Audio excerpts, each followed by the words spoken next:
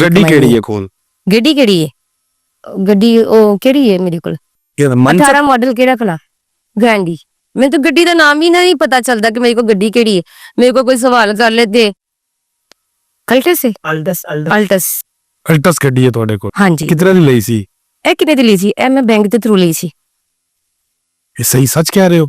ਅਲਹਮਦੁਲਿਲਾ ਮੈਂ ਬੈਂਕ ਦੇ ਥਰੂ ਇੱਕ ਗੱਡੀ ਨਹੀਂ ਕਢਾਈ, ਮੈਂ 4-5 ਗੱਡੀਆਂ ਕਢਾਈਆਂ ਨੇ। ਹੁਣ ਕੋਲ ਤੁਹਾਡੇ? ਨਹੀਂ ਮਤਲਬ ਪਹਿਲੇ ਸਭ ਤੋਂ ਪਹਿਲੇ ਸਿਟੀ ਗੱਡੀ ਕਢਾਈ ਸੀ ਬੈਂਕ ਚੋਂ, ਫਿਰ ਉਸ ਤੋਂ ਬਾਅਦ ਫਿਰ ਸਿਟੀ ਕਢਾਈ, ਫਿਰ ਕਰੋਲਾ ਜੀ ਵਾਲੀ ਕਢਾਈ, ਔਰ ਫਿਰ ਇਹ ਵਾਲੀ ਗੱਡੀ।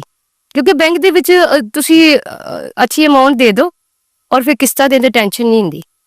ਫਿਰ ਦਾਦ ਲੱਗ ਜੇ ਇੱਧਰੋਂ ਉੱਧਰੋਂ ਕਿਸੇ ਨੂੰ ਕਹਿ ਵੀ ਦੇਈਦਾ ਯਾਰ ਕਿਸ਼ਤ ਜਮ੍ਹਾਂ ਕਰਾ ਦੇ। ਇਹ ਕੌਣ ਹੈ ਮੈਂ ਇਤਨਾ ਮਿਹਰਬਾਨ ਜਿਹੜਾ ਕਿਸ਼ਤ ਜਮ੍ਹਾਂ ਕਰਾ ਦੇ? ਉਹ ਤਾਂ ਮੈਂ ਤੁਹਾਨੂੰ ਵੀ ਕਹਾਂਗੀ, ਤੁਸੀਂ ਨਹੀਂ ਕਰਾਓਗੇ। ਮੈਂ ਝੂਠ ਨਹੀਂ ਬੋਲਾਂਗਾ, ਮੈਂ ਨਹੀਂ ਕਰਾਂਗਾ। ਅੱਲਾ ਦੀ ਕਸਮ ਤੁਸੀਂ ਕਰਾਓਗੇ। ਮੈਂ ਨਹੀਂ ਕਰਾਂਗਾ। ਮੇਰੇ ਕੋ ਮੈਂ ਤੁਹਾਡੇ ਕੋਲ ਕਰਵਾ ਲਾਂ ਤੇ ਫਿਰ ਨਹੀਂ ਪੋਸੀਬਲ। ਮੈਂ ਤੁਹਾਡੇ ਕੋਲ ਤਰਲਾ ਮਿੰਤਾ ਹੀ ਐਸੇ ਹੋਣੇ ਤੁਸੀਂ ਕਹਿਣਾ ਕਿ ਕਿਹੜੀ ਸਟਾਰ ਹੈ ਯਾਰ ਜਿਹੜੀ ਏਡੀ ਮਜਬੂਰ ਹੈ।